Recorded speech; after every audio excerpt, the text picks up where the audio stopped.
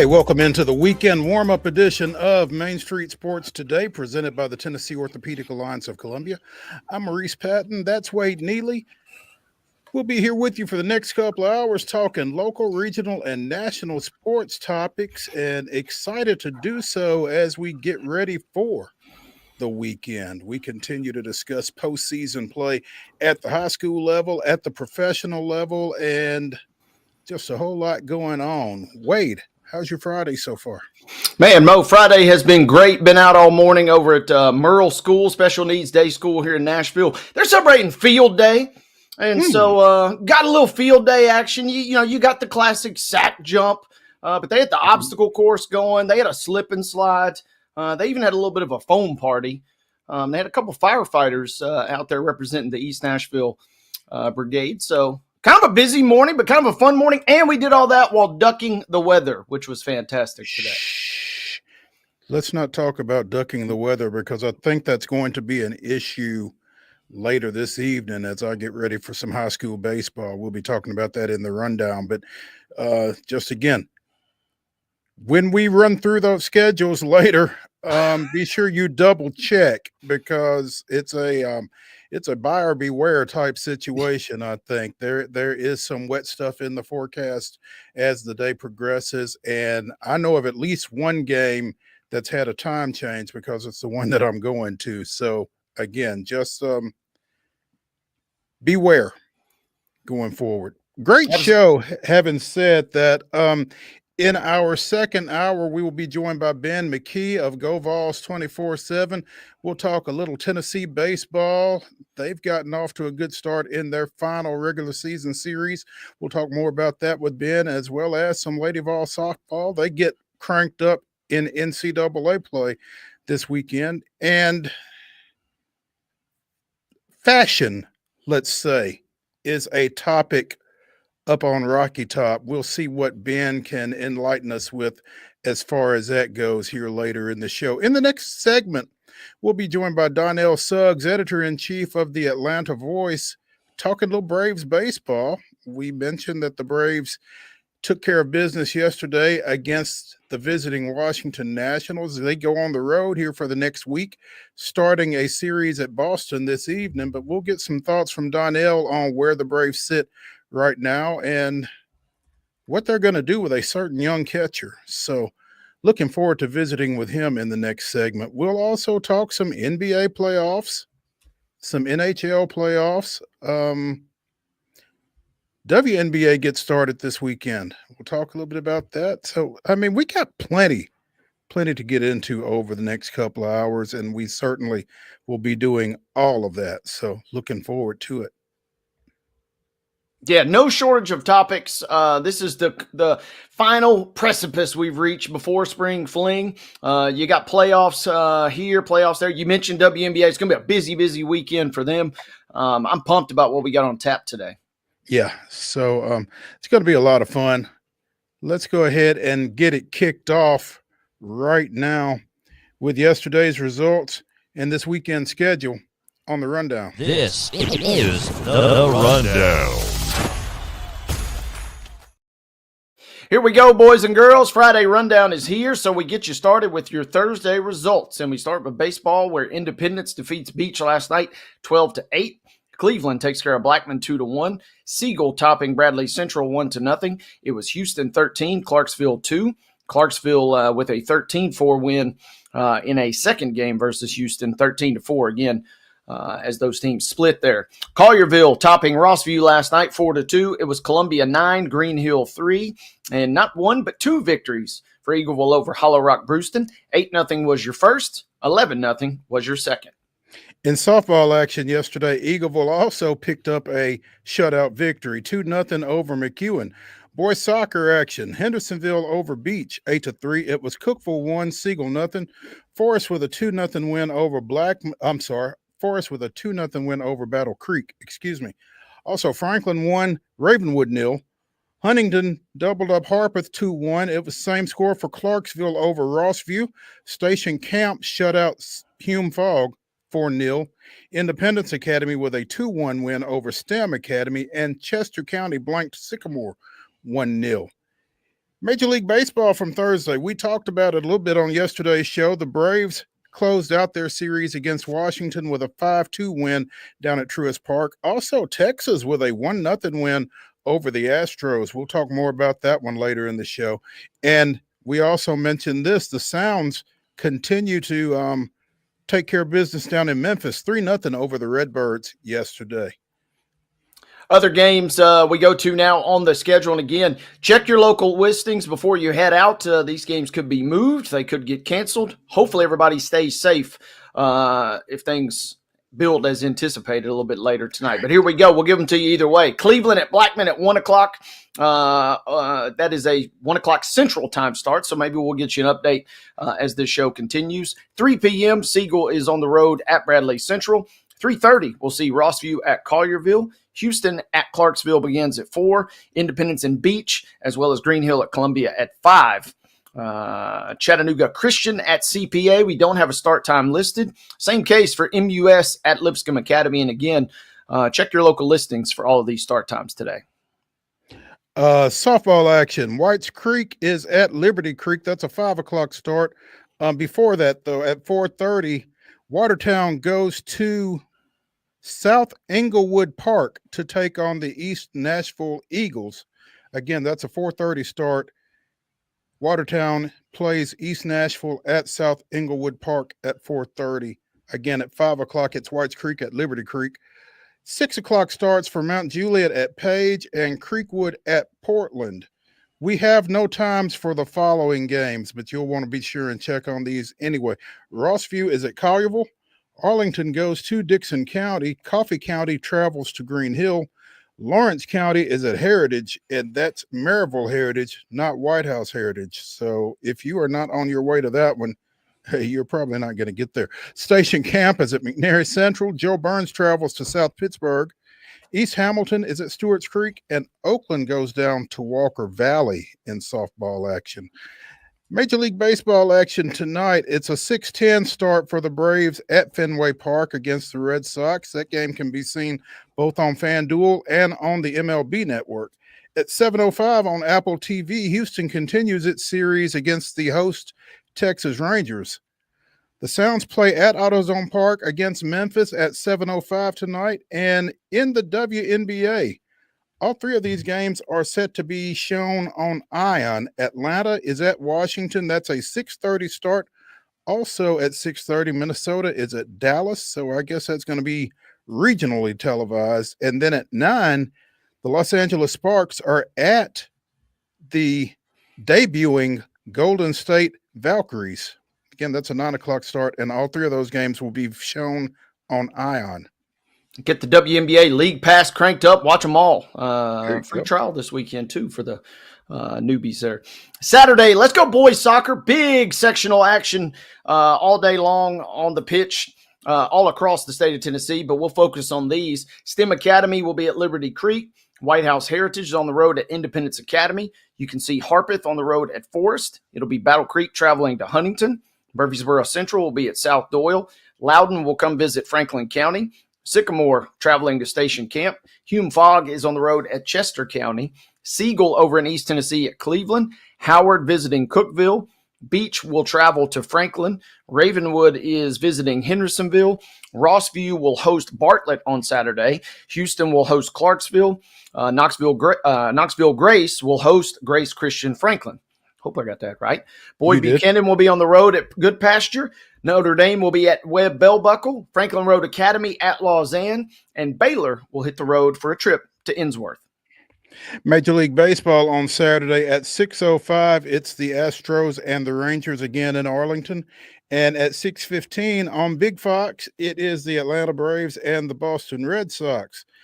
6:35 tomorrow night, the Sounds in Memphis will crank it back up over at AutoZone Park. At 7:30, DC United comes to Geodis Park, taking on the Nashville Soccer Club. You can see that one on Apple TV. And WNBA action tomorrow, it's the Aces at the Liberty. That's a 12 noon tip, followed at 2 by the Chicago Sky at the Indiana Fever. Angel and Caitlin getting the season started. And at 9, it's the Seattle Storm traveling to the Phoenix Mercury. Sunday action. Major Hey, League real Baseball. quick, Mo. I just wanted to slip this in too.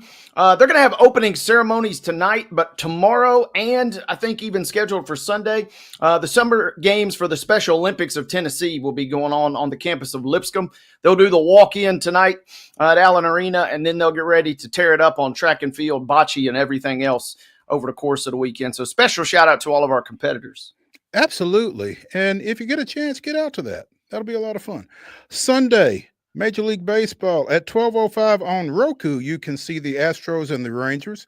At 12:35 on FanDuel Sports and on the MLB Network, it's the Braves and the Red Sox. Sounds of Memphis finish up their series at 1 o'clock on Sunday over at AutoZone Park. And WNBA action for the weekend wraps up with a 12 noon tip between the Washington Mystics and the host Connecticut Sun, followed at 5 by the Minnesota Lynx and the LA Sparks. Ladies and gentlemen, that concludes your rundown.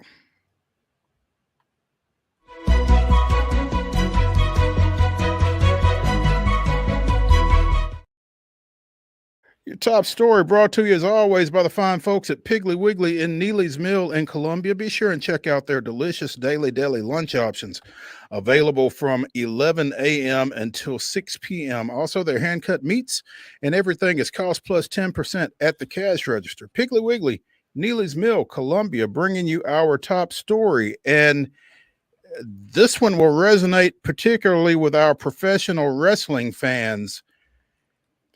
Jim Ross, the legendary commentator of WWE, has announced that he has been diagnosed with colon cancer.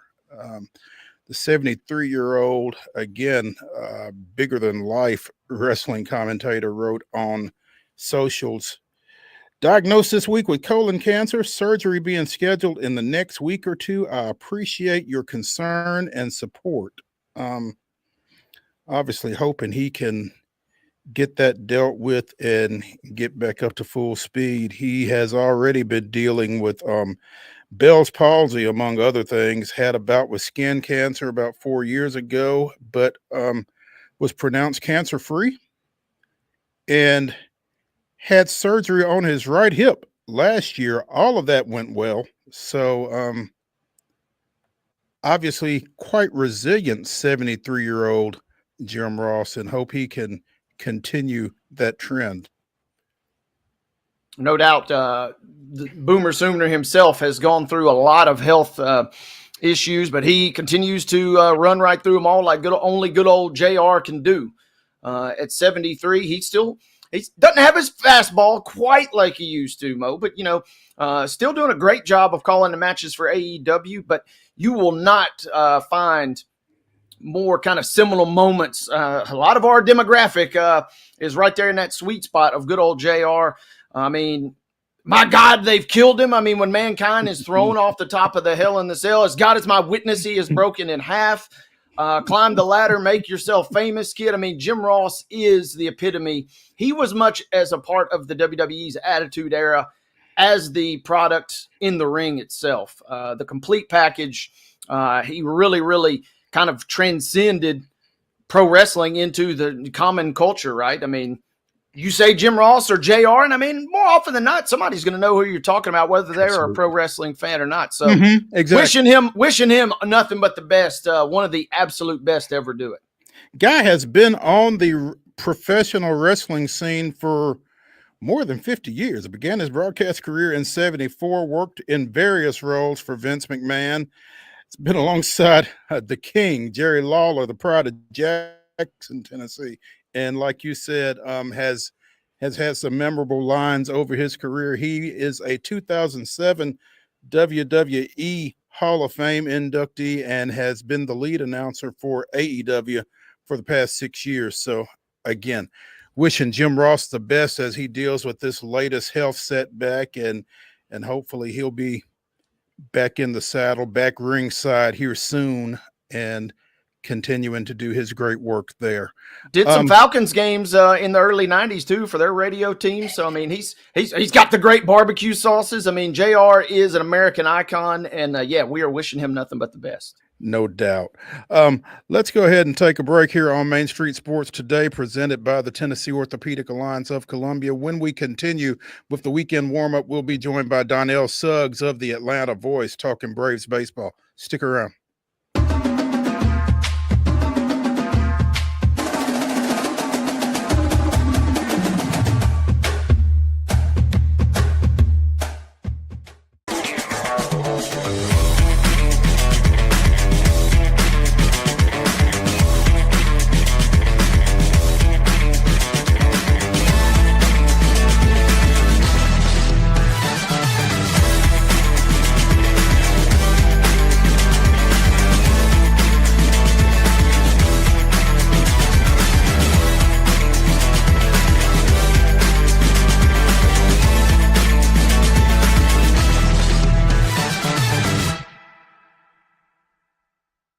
Get ready, race fans. NASCAR is back in Music City with a new name, the Cracker Barrel 400. Guitars, fast cars, and the comfort of Cracker Barrel's country hospitality. May 30th through June 1st. The action kicks off Friday night at Nashville Super Speedway with the Rackley Roofing 200. Then the Tennessee Lottery 250 on Saturday. And Sunday night, NASCAR's top stars under the lights in the Cracker Barrel 400. Get your tickets now at NashvilleSuperspeedway.com. Busy bee, yeah, busy bee. If you need Hold on, y'all, hold on. I need to make a call. Hey, this is Brianna with Busy Bee. I'm giving you a call to let you know your technician is on his way. 833. Busy bee.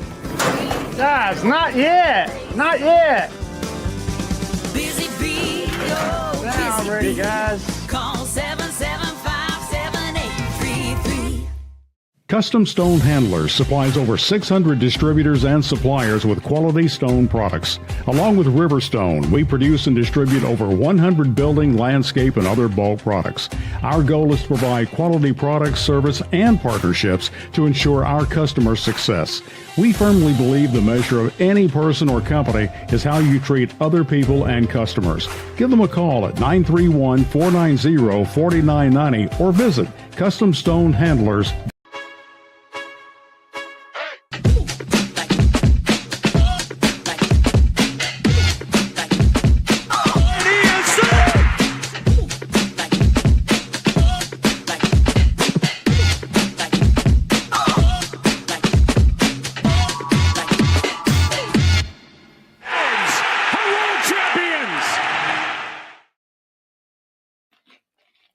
May 16th, 1997, Andrew Jones's two-out single in the 13th drove in Michael Tucker for the game's only run as the Braves walked off St. Louis 1-0. Tucker's two-out double in the 9th broke up Alan Bennis's no-hit bid as he and Greg Maddux matched zeros for 8 innings. Joe Borowski, the Braves' 7th pitcher of the night, picked up the victory. That was this day in Braves history. And that was Alan Bennis, not Andy. Easy to get those two mixed up. And not, oh, never mind. I just confused myself. Anyway, big performance there from future Hall of Famer Andrew Jones.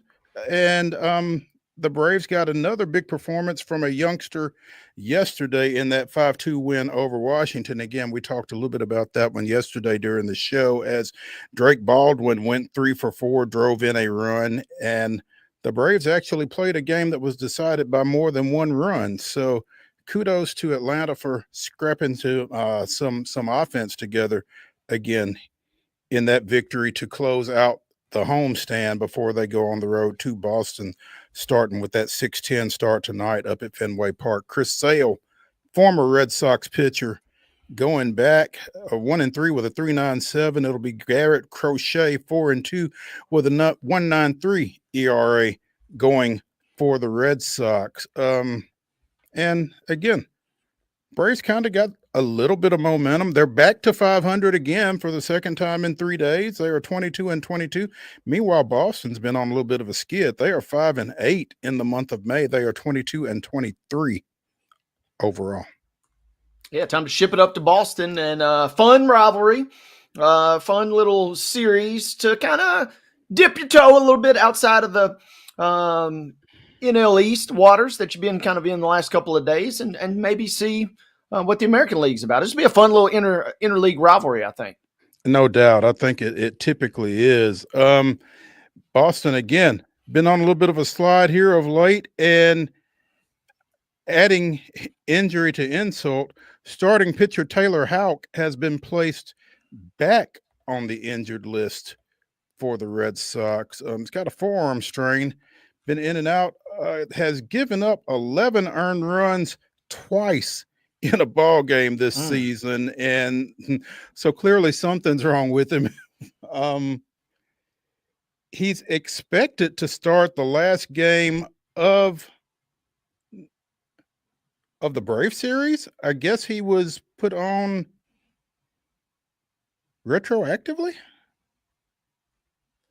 or maybe sounds like it. I don't know. That's bizarre. When Alex Cora was asked about it earlier in the week, he said that Houck would make his next start. I wonder if that was prior to him going on the IL. I can't tell from this article that I'm looking at. So, if he's given up 11 runs in 2 different starts, I'm sure the Braves would love for him to make that start this weekend. I can't see that would necessarily be the case. Flexor strains, according to the Baseball Prospectus Recovery Database, that's typically, or often, I guess, a precursor to Tommy John surgery.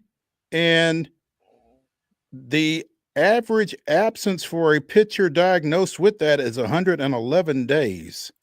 And if you recall from earlier this week, that's what Ryan Weathers was dealing with coming out of spring training before he made his first start of the season Wednesday at Wrigley Field. So I don't know. There seem to be conflicting reports as to whether Tanner Houck will make his next start for the Red Sox or when. So we'll keep an eye on that as Braves fans for sure. I'm sure Donnell Suggs of the Atlanta Voice will also be keeping an eye on that. He's now with us here on the weekend warm-up edition of Main Street Sports Today. Donnell, good afternoon. Good afternoon, brothers. How y'all? We're doing well, thanks. Appreciate you taking some time with us. Absolutely. So as the Braves head back out onto the road for stops in Boston and Washington on this next trip, what did you observe out of them this week against Washington in particular? I observed that Drake Baldwin's the best player on the team. This kid cannot get to the plate and not get a hit, and he's playing catcher great. So think about it: 3 out of 4 from Washington, excuse me, is not a big deal normally. But not having had Matt Olson do anything, and still have Drake Baldwin platooning at catcher and playing it so well, not having a Ronald Acuna yet, and not really having any bullpen help, and still took 3 out of 4 the last series, they're in really good shape going into this next series at Boston, who's not playing so great. They're playing about just under 500 ball in Boston. So, Donnell, been a lot of discussion on the socials with regards to Drake Baldwin and getting his bat in the lineup and keeping his bat in the lineup. And the Braves are in a tough situation because Sean Murphy has been playing fairly well offensively as well, and they both play the same position. How do you see that shaking out? Or, you've watched this team enough. What suggestion would you have? Because I don't know that he's the best player on the team, but it's certainly tough with the offense having done what it's done from night to night to look at a lineup that does not include him. and it's hard to keep the kid out because he's hitting so well. He's the only player on the team that's hitting over 300 legitimately. Now, granted, he has a lot less at bats, but he's always finding a way to get a hit. The thing is this: he's never played anywhere else on a baseball field, so you just can't assume, oh, let's throw him in the outfield. This isn't Little League. You know, a guy just can't wake up in the morning and play left field in the major leagues or play right field in the major leagues. Plus, the outfield is about to get crowded when Acuna gets back. Right. So you don't need to put a guy out there. So you're just going to have you're very rich at that one position. At catcher, the Braves are extremely rich. They're millionaires at catcher. You got two guys who are playing great. And unfortunately, you're going to have to stack that and stack them one after the other because Drake Baldwin doesn't play in the outfield. You can't. So you're just gonna have to keep on platooning. Nick's got a good problem to have, so to speak, if there's such a thing. I don't know, man. I feel like if you are enough of an athlete to make it to the major leagues, I mean, just tell him to catch everything between him and the line and let Harris get anything in the gap. I mean, I don't know. It just feels like you got to figure out a way to get his bat in there on a more regular basis than a platoon situation would be. And you know, clearly I'm oversimplifying the situation, right. but DH is not the answer because you can't take Ozuna no, out. exactly. You need Ozuna in the lineup. He's eventually going to get hot. Right. It's a heck of a problem. And like you said, Acuna isn't far off. Had 2 hits at Gwinnett last night. You know, how close do they feel like he is to a return?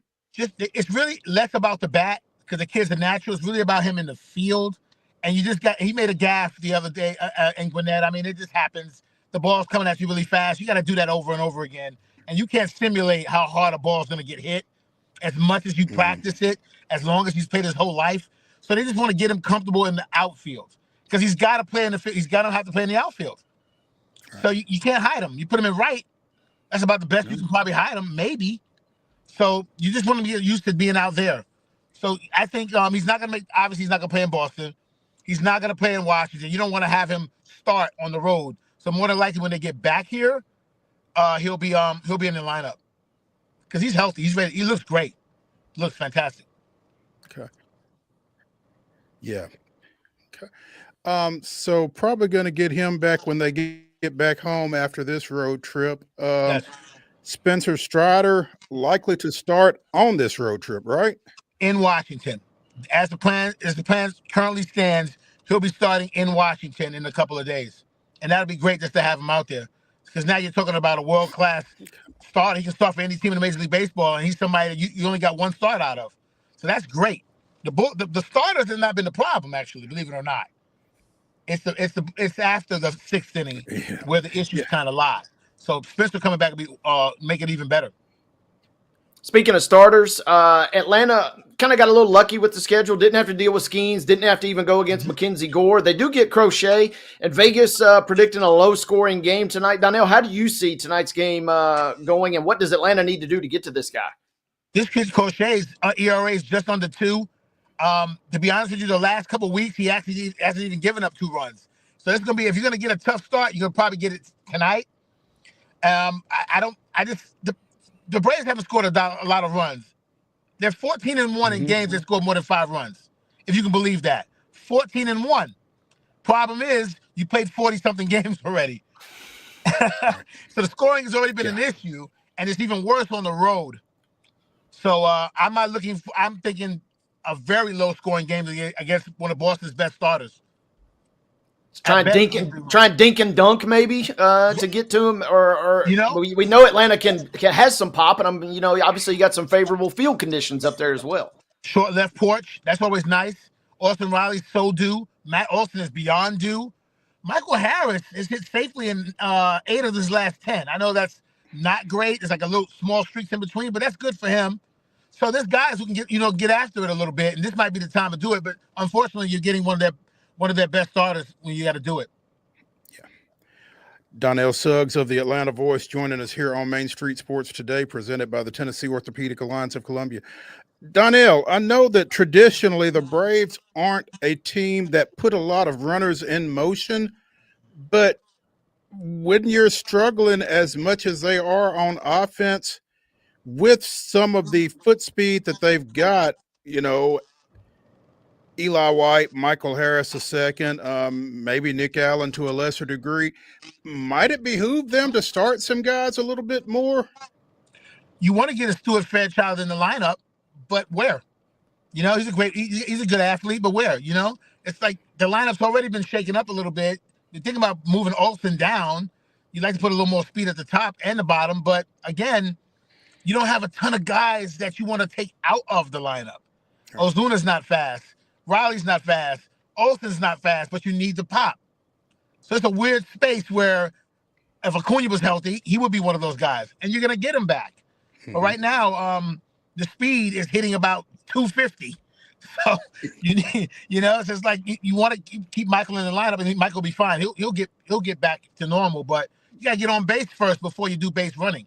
Yeah, there was just a specific situation a few nights ago where he led off with a single late. I think it was an 8th inning leadoff single, and he finished the inning still at first base. And it just felt like that was a situation where you could have ran with him, and it could have just changed the entire complexion of that inning probably if he gets to second base with, 1 out or no outs. So I just feel like rather than waiting for 2 or 3 hits, which is what it's taken on a lot of instances for the Braves, maybe if you could grab a bag somewhere, it might make a difference in this offense.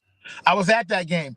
Michael led off with a single. You're thinking, okay, this is good, great base runner on there. Someone, if nothing else, just advanced the runner. It was a pop-up, another fly out, and then a strikeout. So it was like, what do you want? You started the inning with what you needed and couldn't even move the guy off the bag. It was a tough. Offensively, it's been tough this year. It really has. And when they score, they do win. 14-1 with scoring more than 5 runs. It's a lot to add 5 runs, but you score. Let's get the bats going, and more than likely the Braves will do just fine. And when Acuna gets back, you'll at least have another chance to have a guy in there that can get some runners past first base. Yeah. It's been for a team that's 22-22 and has played 600 ball basically since that 0-7 start. That's right. It feels like there's a lot of frustration around this team. And what's crazy is that's just 7 games. Just 7 games against 2 teams who are playing well above 500 at this point. So they won't be the only people who are going to lose in San Diego and lose in LA. But that said, it's kind of hovering above this team. That 0-7 start feels like it's never going to go away. And you're going to have that gap between you and the Mets and Philadelphia for the whole year. Of course, you can make it up, but it's hard when the other teams are playing so well. You mentioned the starting pitcher, and when Strider gets back, speaking of Rich, A.J. Smith-Shawver just had a great start yesterday. Spencer Schwellenbach following up on a great rookie season. Sale, the wins and losses don't show it, but he's been pitching really well. And Grant Holmes is a guy who has been my favorite. Better than expected, I would think. Much better. The guy got thrown out there. The first game of the season, he's just coming in middle relief, and from that point forward, you're a starter. And the guy has done a great job of holding down that 5th starter spot. And what's crazy is you're going to end up getting richer, right? You're going to get back a full-fledged starter, and someone's got to move out. So that was Bryce Elder, obviously. Right. And eventually you're going to have to make a decision. But right now, glue and spit and gum, that starting pitching is not too bad because you haven't even gotten the best of Chris Sale yet. His last start was really good. He got no run support. He was great out there for a while. So maybe this is he's pitching tonight. So maybe Sale will get that protection and some run support tonight. But I want to give kudos to the Braves starting rotation. It's been decent, above decent actually. You mentioned that bullpen. How soon before we see Kimbrel come up, do you think? The plan is not to have him even close. Those closer days are supposed to be past him. When he finally gets up to the big leagues, it'll be as a middle reliever, someone that's dangerous and can do some damage in the 7th, potentially the 8th. I don't think you would have moved. You don't want to change the closer thing. He's long since past getting that much pressure on him. If he's closing with this summer, then there's a problem. But is there a problem? Because Iglesias has already given up more home runs than he did all of last year. That's true. And he's really good, too. He's got some nasty stuff when he's got it going, but so far he hasn't really got it going. Forget the word consistent. The bullpen hasn't been consistent at all. He hasn't even been decent for consecutive starts. Consecutive appearances. Right. But, man, he's got some nasty stuff. And just for some reason, some of these teams, even not even good teams, Pittsburgh, Washington, have gotten a hold of him. But I just feel like the Braves bullpen is better than what it's looked like. And it has not performed, but I just can't imagine it not getting better. A little more run support would help. Instead of a 1-1 lead, maybe a couple more wouldn't, it's mentally, you know how that goes. You go into a game up 3 runs, 2 runs in the 9th, kind of gives you a cushion. It's been so tight lately that one bad pitch changes everything. Donnell Suggs of the Atlanta Voice joining us here on Main Street Sports Today, presented by the Tennessee Orthopedic Alliance of Columbia. Donnell, really appreciate your insight, man, into this team, and look forward to catching up with you again here soon. I appreciate it. I can't wait to watch tonight's game. I'm obviously not traveling to Boston. I'm in my car, but I'm not driving to Boston. I'll be like everybody else. I'm going to watch it. I'm going to watch this series from Jonesboro, Georgia. But I'll definitely be back at Truist Park when I get home. Sounds good. We appreciate you. Thank y'all. I appreciate y'all for Thank you, having me. Donnell. Thank you, brother. All right. To continue our baseball talk here, again, Houston dropping a 1-0 decision to Texas last night, despite a 9-strikeout, 8-inning performance from Hunter Brown, John Denton's Cy Young candidate in the American League. Tough loss, Mr. Neely. Yeah, tough as it gets, right? Don't scratch a single run across. Saw DeGrom pitching. I mean, that was a classic pitcher's duel. Whoever blinked first. That's the way it should be between two Texas teams, right? I mean, both reaching for your holster, and whoever blinks first is going to get gunned down. And last night it was Houston. DeGrom pitched well enough and fooled Houston enough to get through until the bullpens could kind of decide it, and Houston could not get things done. Houston out-hit Texas in that game 5-3, but could not get the run that they needed. Yeah. And it doesn't get any easier for the Astros tonight. Speaking of sub-2 ERAs, Nathan Eovaldi, 4-2 with a 1.78, gets the start for Texas. Lance McCullers lost his only decision to this point and has an ERA north of 15.75 specifically. So, obviously McCullers gets a little grace in that he has made one start, I think, since 2022. So he's working his way back. But, man, this is a challenge here for the Astros. Yeah, no doubt. And, it hadn't been good at all for McCullers. Police in Houston are investigating, death threats that he got. And, I'm as low-key of a fan as there is. And the fact that people have gotten to this level against one of the cult icons of the franchise, man, it makes you sad. But hopefully things can get turned around. Win in Texas versus a rival would certainly go a long way.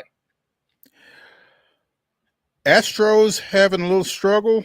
Former Astros having a little bit of a struggle. Carlos Correa, the Minnesota Twins shortstop, and center fielder Byron Buxton, both in the concussion protocol for the Twins after a collision during yesterday's game against the Orioles. Both tracking a fly ball by Baltimore center fielder Cedric Mullins. Obviously, Correa going out, Buxton coming in, and I would assume it was a situation where neither of them could hear the other one. Buxton makes the catch, but the two appeared to knock heads. Buxton initially stayed in. Correa came out immediately. And again, both now in concussion protocol for the Twins. Yeah, tough break for them. They got the win. They're the hottest team in baseball. That's their 11th straight. But you hope both of those guys are healthy long-term, obviously, but also you'd like to get them back just as quick as you can to kind of keep that mojo rolling that they've got in the Central there. Yeah, without question. I mean, when you've been on a roll like they are, you certainly hate to see anything interrupted. So hopefully they can get both those guys back and back to form here pretty soon. Yeah, they might have the rally sausage going a little too early this year. You may have to save that. They retired it already, supposedly, but may have to revisit that because they're peaking a little too early right now. And they're still trailing Detroit by 5 games. Well, Detroit the best team in baseball at the moment, but Minnesota's the hottest team, if that makes sense. Yeah, apparently Detroit is as you like to put it, a wagon, certainly the best team in the American League right now. They've got Tarek Skubal and you don't. So, Subway Series starts tonight at Yankee Stadium, which means it's the return of Juan Soto. That won't be interesting. Yeah, I'm no shortage of storylines. I'm sitting here watching rivalry weekend is fun. I'm watching the Cubs and White Sox right now. You got the Subway Series going on, Braves and Red Sox. Not a yearly real brouhaha, semi-frequently, however. But they really kind of bring in the juice. But yeah, as good as it gets, man. There will not be any shortage of national media attention when those two teams square off. Record-wise, Yankees second best in the AL. Record-wise, the Mets third best in the AL. So it should be a pretty good series. A lot of runs probably on tap, you would think. Yeah, both those teams will kind of be tough for some folks to recognize if you're just now checking in because, Soto's with the Mets after having been with the Yankees. Cody Bellinger is with the Yankees. Max Fried is having a great season up there to this point. So probably a good time to kind of check in and check rosters for both those teams. But we were talking about receptions for certain folks making returns on yesterday's show. I'm sure the Yankee faithful will be just full of joy for Juan Soto tonight when he comes out. So keep an eye on that. We mentioned the Sounds continuing their series out at Memphis. Again, they won 3-1 yesterday. Anthony Ziegler, who's got a hit streak going, he takes an 11-game hit streak into tonight's game, but also he's hit home runs in 3 straight games now. And the Sounds have won 4 straight, including their finale from last week against Norfolk before they went out of town. So Sounds suddenly getting on a little bit of a roll, and Anthony Ziegler among those rolling. So keep an eye on that. Let's take a break here on Main Street Sports today as we continue the weekend warm-up. When we come back, we'll talk a little WNBA. Again, they open their season tonight. Stick around.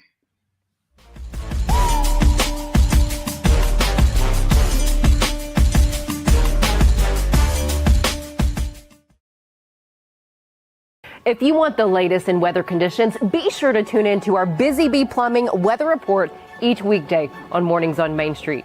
Brought to you, of course, by Busy Bee Plumbing, Heating and Air Conditioning. We will keep you updated on the latest conditions outside, like severe weather, heat, snow, rain, and even hail.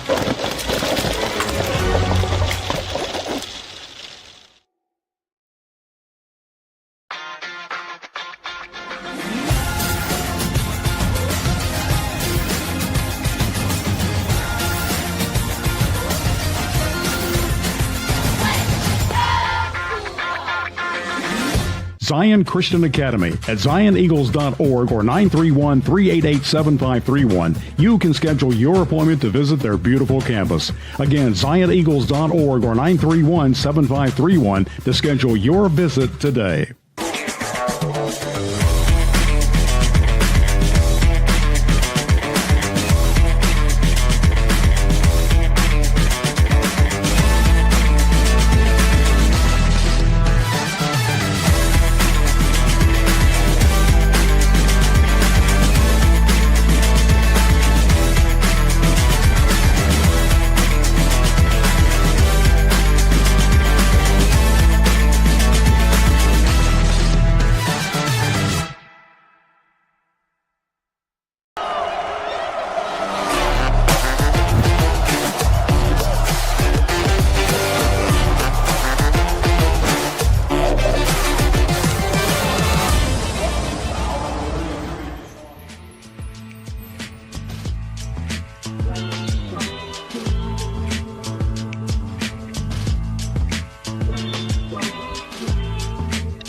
The weekend warm-up continues here on Main Street Sports today, presented by the Tennessee Orthopedic Alliance of Columbia.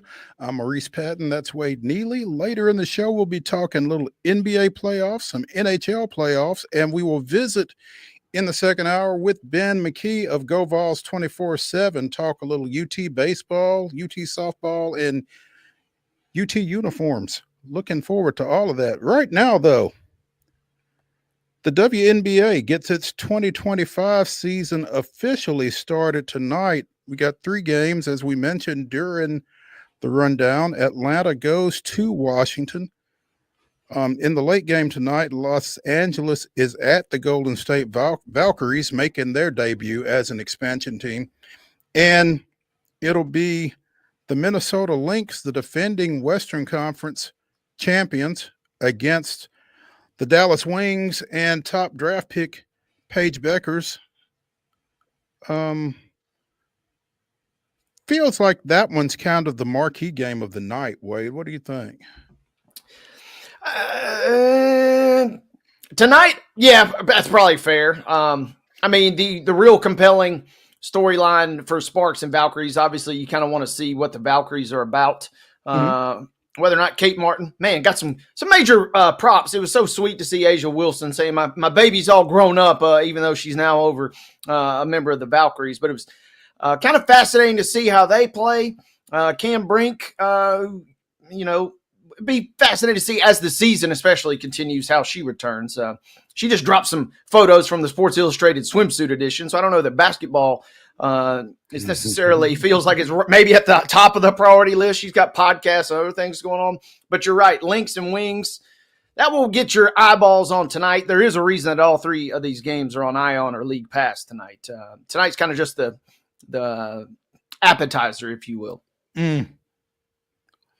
So, and that makes sense because tomorrow seems to be the main course when you've got Aces Liberty. Aces did not make the finals last year, but the Liberty are the defending WNBA champions, and the Aces, thought by many, I guess, Minnesota be damned, as the premier team in the West, followed by, again, Chicago at Indiana, Angel and Caitlin, enough said, and then Seattle and Phoenix. Phoenix kind of rebranding itself with the retirement of Diana Taurasi and the loss of Brittany Griner, who is now with Atlanta. So, yeah, I guess maybe tomorrow's lineup is a little bit more appealing than tonight's. Absolutely. All three of these are going to be bangers. And, the fact that the noon and the first two games you mentioned, Aces, Liberty, Sky Fever, both on national television, that kind of tells you all you need to know. Those are going to speak for themselves. Two epic games to kind of get things kick-started. And then the Storm and Mercury should be fun. I really want to see. I'm very fascinated. I would not be shocked if Dominique Malonge is your Rookie of the Year this year and not Beckers. I mean, that's just kind of the impact I think she is capable of making up there in Seattle, even though she's kind of going to be in a reserve role to start at least. But the team that I'm sneaky fascinated by the most and very excited to see is going to be the Mercury this year. They bring in Alyssa Thomas. I mean, that alone kind of lets you know, you pair her with Kalia Copper, you're thinking, okay, this team's for real. They're not to be trifled with per se. And they got Sabali mixed in there too. So give me all three of those games tomorrow. Tonight, kind of your appetizer. And you got a couple decent matchups on Sunday. But all three of these on Saturday are going to be bangers. Yeah. When you talk about the Storm and Malonge, is that more a function of maybe the Storm feeling like they're going to be more competitive over the course of the season maybe than the Wings?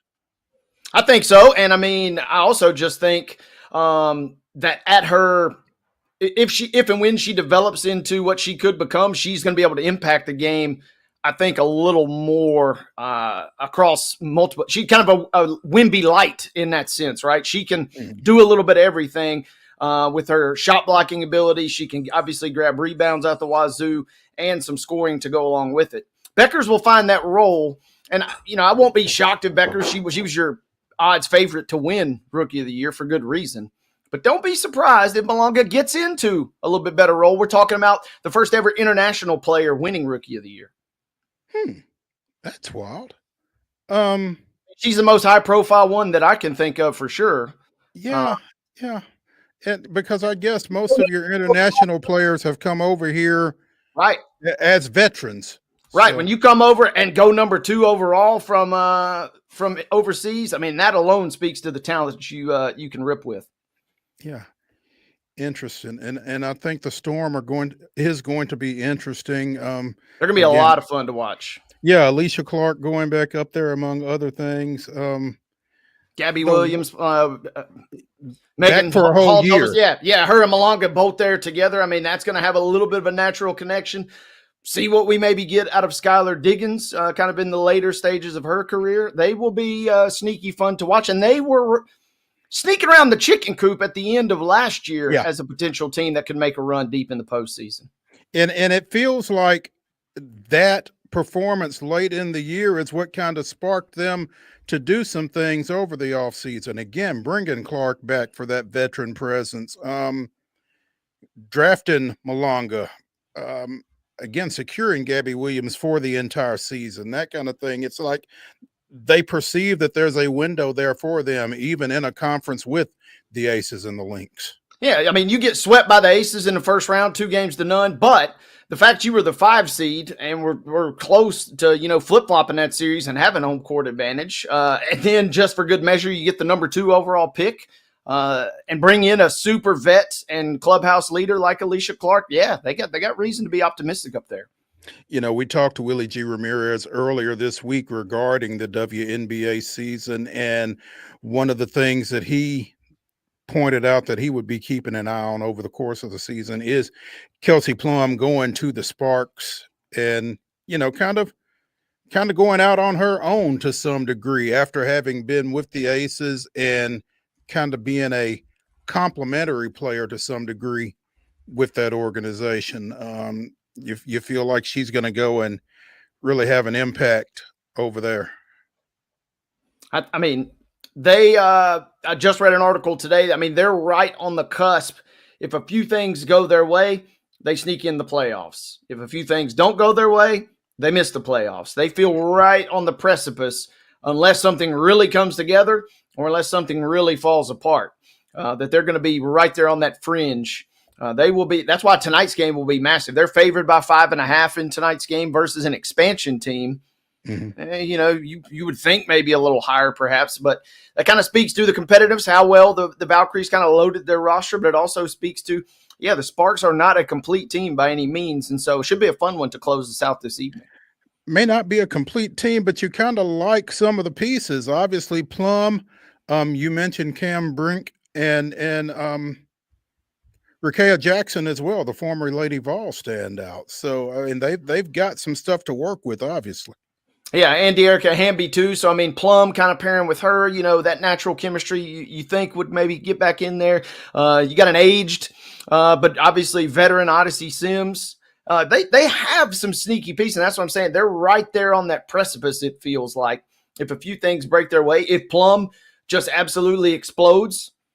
At age 30, though, that's usually not the time that you have a breakout season, but maybe kind of in a new role, she really takes that to heart and really kind of goes forward here. Brink will be kind of the real fulcrum or pivot point because in a lot of a sense, she's basically a rookie, right? I mean, she is coming in virtually untested after just a few games last year. So if she can return to what a lot of folks thought she could be, that might be enough of a boost to get them over that hump and maybe sneak into playoff contention. Odyssey Sims, I got a chance to watch her some with Athletes Unlimited while they were here in Municipal earlier this year. She kind of strikes me, and this might predate you, Wade, I don't know. You remember Vinnie Johnson of the Detroit Pistons? They called him the microwave. The microwave, baby. Offense. Yeah. She kind of strikes me in that vein, in that it just feels like she can go get a bucket whenever she really wants to, from 3 different levels. And mixing her in with what's already on that Sparks roster really seems like a nice piece of work on somebody's part. Yep, it's going to be kind of fascinating to kind of see. She is a young lady that averages over 11.5 points for her career. To your point, she kind of does a little bit of everything. She's got some playmaking ability, close to 4 career assists. If she can provide that instant offense on a night where Plum is maybe not, pulling the strings as well as she should, she could do that. She averaged 17.5 points in limited duty with the Wings before she ends up in LA. And so still got that flash to your point there. I will be keeping tabs on them. They will be that ultimate swing team, like I've mentioned.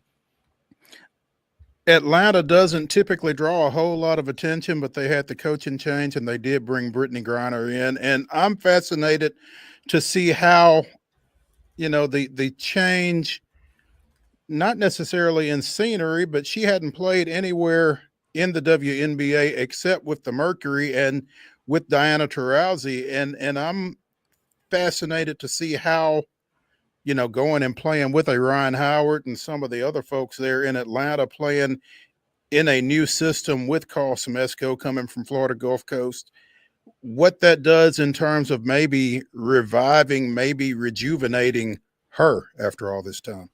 Yeah, I think she's still a physical presence, and having her in this new role, I mean, it just to me seems like a question of chemistry, right? How well does she adapt? How well does the team adapt? Ryan Howard in the mix, Alicia Gray you got Naz Hillman in there, the former Lady Wolverine, kind of making some magic happen. They have a sneaky good roster. I think they will definitely be a favorite to make the playoffs. And to me, they seem kind of right on that cusp of not quite a title contender, but kind of like I just mentioned about the Sparks. If a few things broke their way, if you have an injury to a team or two above you, maybe you have a chance to make up some ground. Or if you kind of overexceed what a lot of folks are thinking coming into this season, then maybe they sneak around as kind of a sneaky off the radar type title contender this year. But should be fun to watch. And I think, we'll definitely get into the playoffs. Their over under on wins for the season is right around 22. And I think they'll go over that number. Obviously so much of last season's hype revolved around Caitlin Clark. How does the WNBA, Wade, go about maintaining that momentum that they were able to build up last year?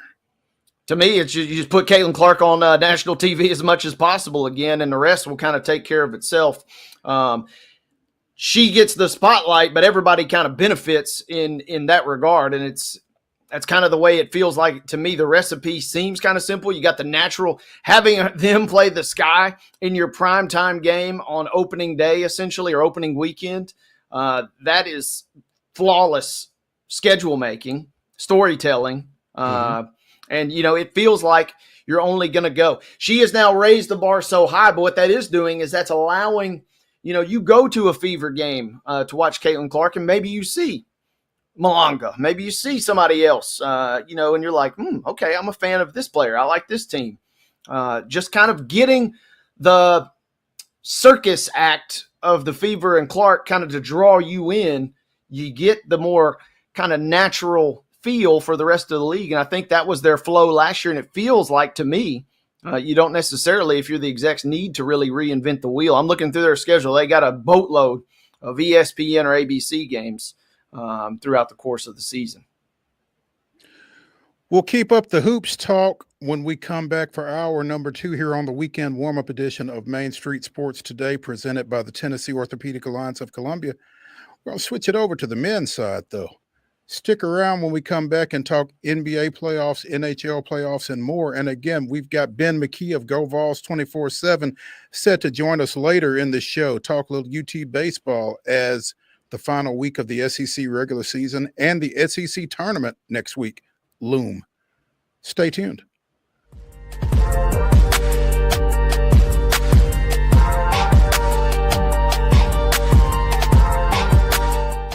Jones & Lang Sporting Goods here in Columbia has been outfitting teams, officials, and anybody else from T-ball to college for 50-plus years. Be sure and check them out at 931-388-8060 or online at jonesandlang.com. Jones & Lang Sporting Goods, the look of a winner. Zion Christian Academy at zioneagles.org or 931-388-7531. You can schedule your appointment to visit their beautiful campus. Again, zioneagles.org or 931-7531 to schedule your visit today.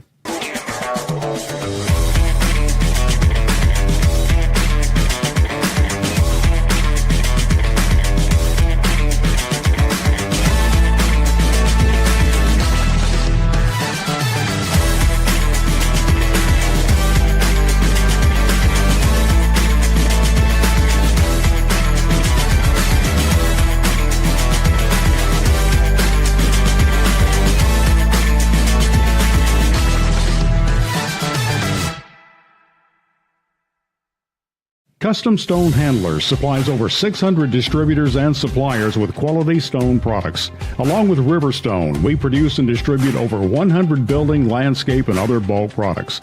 Our goal is to provide quality products, service, and partnerships to ensure our customers' success. We firmly believe the measure of any person or company is how you treat other people and customers. Give them a call at 931-490-4990 or visit CustomStoneHandlers.com. Piggly Wiggly, located in Neely's Mill Shopping Center, is Columbia's locally owned and operated Cost Plus 10 grocery store dedicated to serving the community with low prices and smiling faces. Piggly Wiggly offers fresh, hand-cut meats daily as well as daily hot plate lunches from their deli counter. You're certain to see smiling faces and a helping hand when you're here at Piggly Wiggly. Come by and check out our fresh produce, high-quality meats, and more. Down home, down the street, we'll see you at the Pig.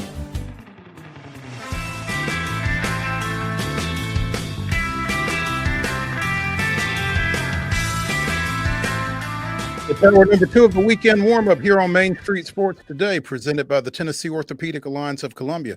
That's Wade Neely. I'm Maurice Patton. Wade got his wish last night as the Denver Nuggets defeated the Oklahoma City Thunder 119-107, evening that series in the Western Conference semifinals at 3 games apiece. That's 6 games total.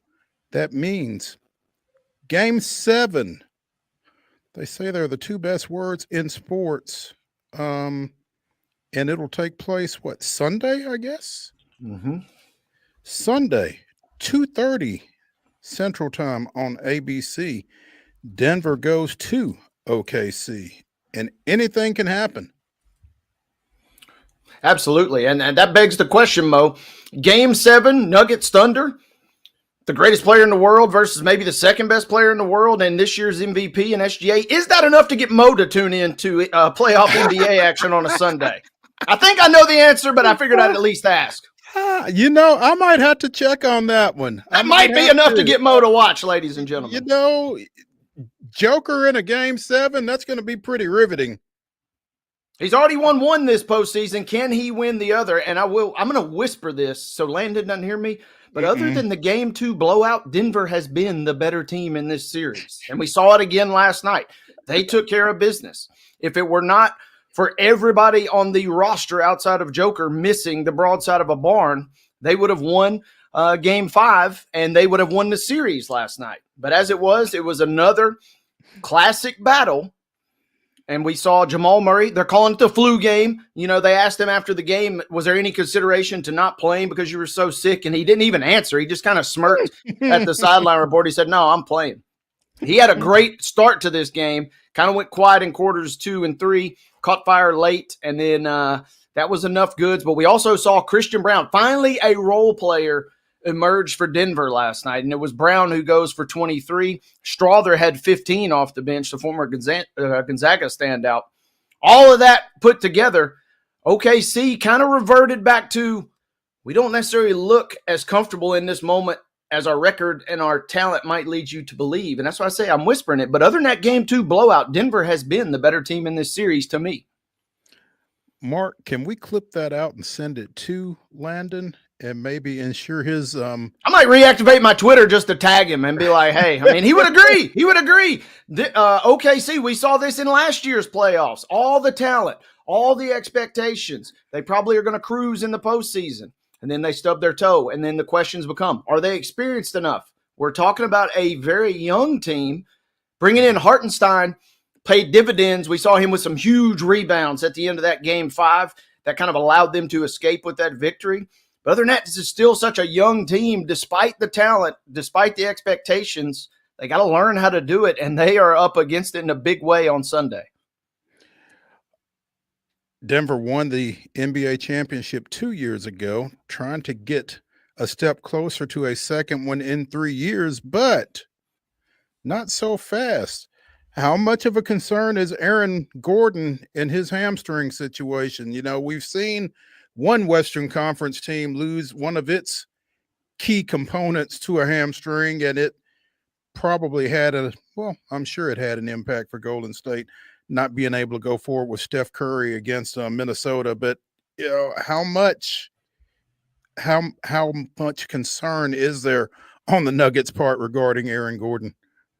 I think there's got to be tremendous concern because other than Jokic, who's been Jokic, he's had a couple supernova games, but he's still been phenomenal in the games. Even when Jokic, even in a subpar performance, is still about better than anybody in the NBA at the moment. We've seen Murray play well enough at times, but after that, Gordon has by far been. He had a kind of a little bit of a stinker last night. Made an early three and then only ended with 5 points. He has been by far the third best player for them in this series. And on a couple nights, he's been the second best player when Murray has kind of wilted. So if he can't go, yeah, they are at a massive disadvantage. If he can go and is limited, that will be interesting. And, he gets injured, kind of a weird fluke play at the end of the game. He's stretching out to pick up a ball off the ground and kind of gets collided with a little bit. They end up ruling it a kickball. The game was kind of still hanging in the balance, but it was almost a blowout for Denver. Very unfortunate if that's how he potentially has to miss any time. But yeah, if he can't go, they, especially being on the road, they're in a massive disadvantage. It just kind of struck me as I was looking at some info regarding this Gordon situation. It reminded me the Nuggets are playing under an interim coach, David Adelman. Yeah. Having fired Michael Malone late in the season. I wonder if an interim coach has led a team to an NBA Finals appearance or an NBA championship. That's and how, we just talked to Teresa Walker yesterday regarding the Grizzlies. They have taken the interim tag off of their guy, Asalo. Feel like Adelman has kind of passed this on the job interview? It's a great question in that regard. Because he's the interim coach, but I mean, Joker is the coach. The clips of him on the side, I mean, you watch him in the timeouts. He's the guy that's calling the strings. His IQ is so high, so off the charts. He is basically a player coach. And, Adelman, especially with that good DNA in him, has certainly earned the right to kind of be an interim head coach in the league. But to the second part, as you kind of glance forward, I mean, I don't know. If there's somebody else that's better out there, if somebody randomly decides to cut bait with somebody that made the playoffs, I don't know why you wouldn't. If the Pacers did something ridiculous and got rid of Carlisle, why would you not bring him in, right? I mean, outside of a big fish kind of becoming available, I mean, it's why not? Because you've got Joker pulling the strings anyway. Well, and I guess to that point, that's not a situation where just anybody's going to want to come in there and have the title with Joker doing the work, is it? Probably not. I mean, not with somebody with a rep or an ego, perhaps. I mean, you kind of are in it for other reasons. It takes a lot to just pull back and hand it off. And maybe that's why it's worked so well in this postseason. There were so many clippings and comments about the locker room being in disarray, arguments with the GM, arguments with the coaching staff and Mike Malone there, and then Joker and the rest of the team not responding down the stretch. Maybe the hands-off approach is kind of what they needed. Maybe not. We'll see. But that will be fascinating. I will be curious to see what the scuttle is on their coaching situation heading into this offseason. Yeah. Win or lose, obviously. Right. It's not Game 7 tonight, but it is Game 6, and Boston is fighting for their lives at Madison Square Garden against the Knicks. The host Knicks lead that series 3-2. Obviously, Boston will be without Jason Tatum, but they've won once. Can they do it again? Man, I want to believe, and Vegas only says the Knicks are favored by 2.5 tonight. I want to believe just because I want another Game 7 on my hands. It feels like Boston, kind of similar in the sense that they've been crippled by an injury like the Cavs were, but different in the sense that this is a team that has the championship DNA. Jaylen Brown has won a Finals MVP. I mean, he is kind of saddled. I'll go out on a real wild limb. If they get 8+ threes and 35+ points from Derek White again, they will win this game tonight. The question will become, can they go on the road and do that? Do we see the Vandy boy Luke Cornett have another ridiculous game off the pine if he delivers. If a guy like Peyton Pritchard goes out, who's kind of been really sneaky good in this series, the NBA Sixth Man of the Year, if those guys can all contribute, they could win this game. I will be very curious. There's a reason it's 2.5. It feels almost too close to call for me. Draymond gonna Draymond, right? What's our guy up to? Apparently made an inappropriate comment that may or may not have referenced the Game 3 spread. NBA officials have gotten into his pocket to the tune of $50K. Made an inappropriate comment that questions the integrity of game officials. Green fouled out with 4.5 minutes remaining. The Warriors down 2. They wound up losing by 5. Okay, so with 15 seconds left, Golden State called a timeout, down 8. Whatever happened, according to the article on CBS Sports, whatever happened on the final possession was meaningless in terms of the outcome of the game. For bettors, though it was crucial, the spread was Timberwolves -5.5. So it sounds like, yeah, they caught him on a hot mic saying, they're just trying to cover the spread.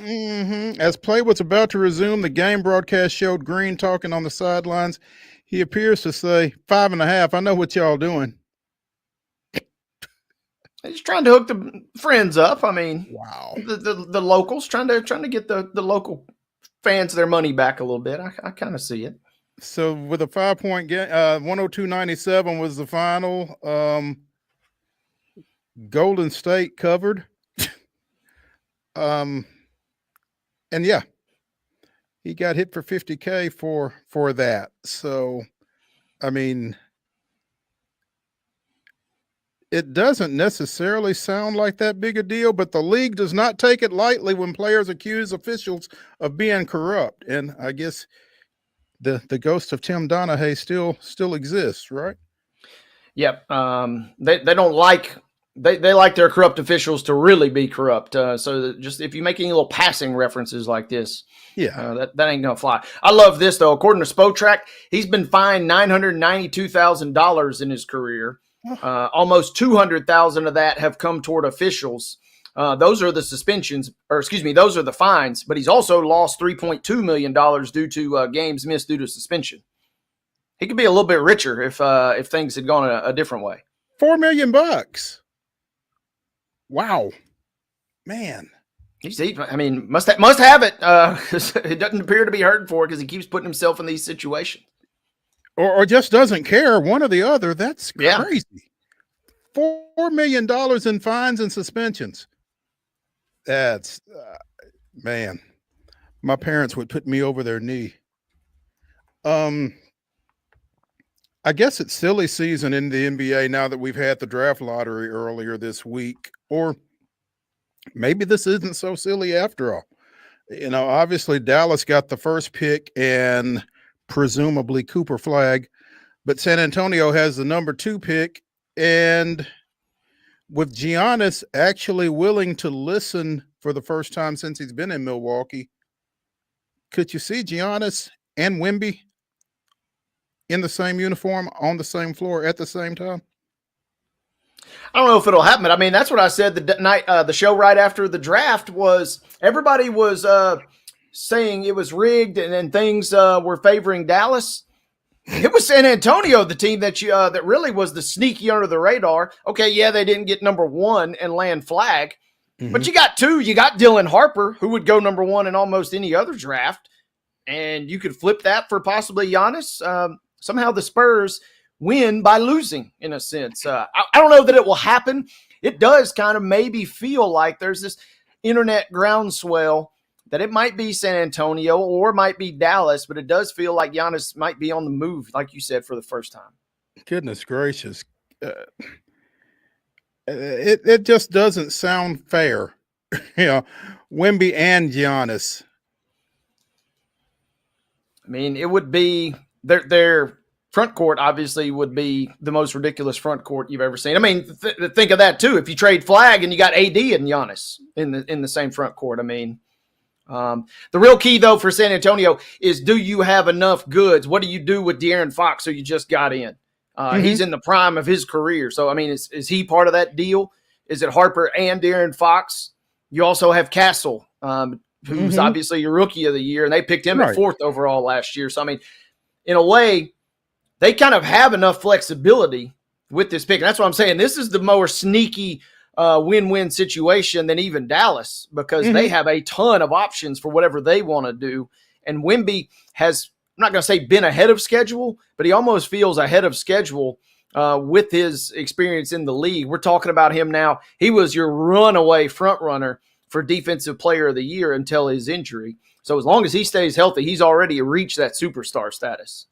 And I guess with Cooper Flag, the established number one, it feels like as of this moment, maybe the Spurs situation is the more intriguing, the more captivating of the two for this reason.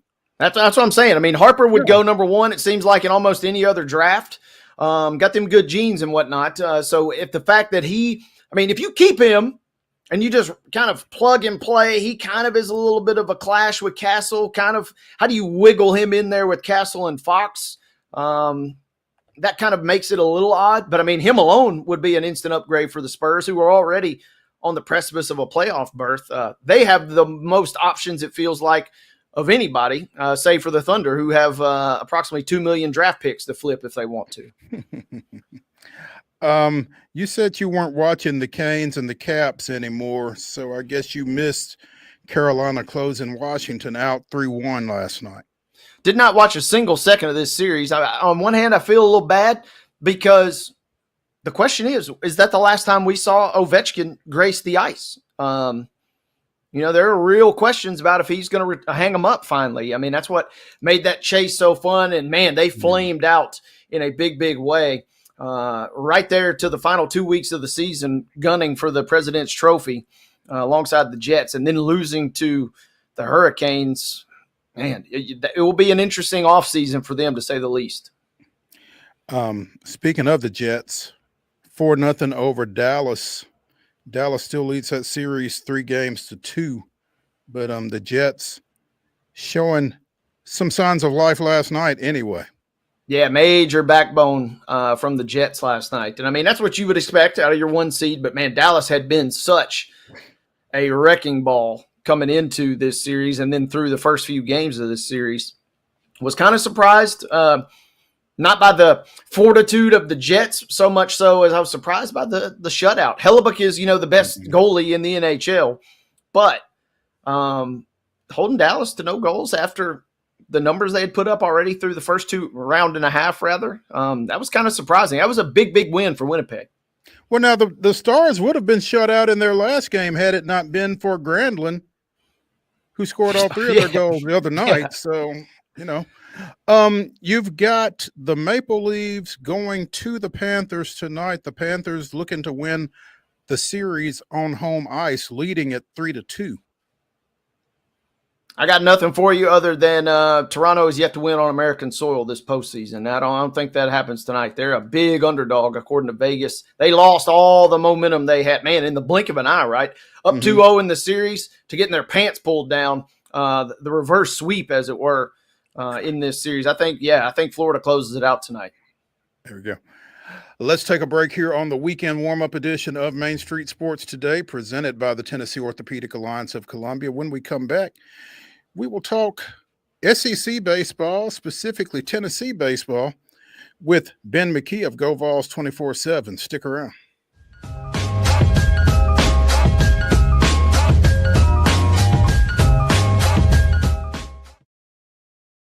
Get ready, race fans. NASCAR is back in Music City with a new name, the Cracker Barrel 400. Guitars, fast cars, and the comfort of Cracker Barrel's country hospitality. May 30th through June 1st. The action kicks off Friday night at Nashville Super Speedway with the Rackley Roofing 200. Then the Tennessee Lottery 250 on Saturday. And Sunday night, NASCAR's top stars under the lights in the Cracker Barrel 400. Get your tickets now at NashvilleSuperspeedway.com.